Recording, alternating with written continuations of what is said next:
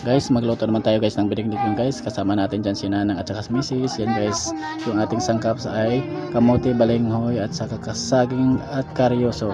Yan guys, nalinasan na ni Nanang yung ating mga sangkap. At ako naman guys, nagready naman ako guys ng ating babalatan na lubi.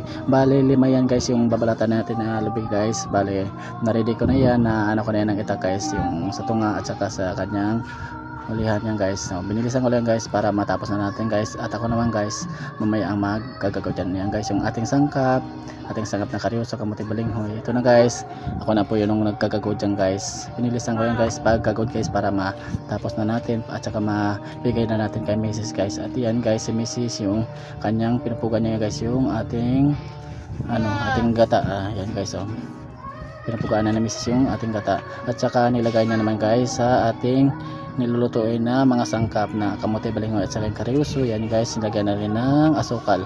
Yan guys, pagtapos yan guys, kanyang nilagyan ulit guys ni Mrs. guys ng gata yung ating bilingnit at saka nilagyan niya na rin yung ating saging guys. Ito guys, minimix na ni Mrs. guys yung ating nilulutong bilingnit. Ito na guys yung final na ating nilulutong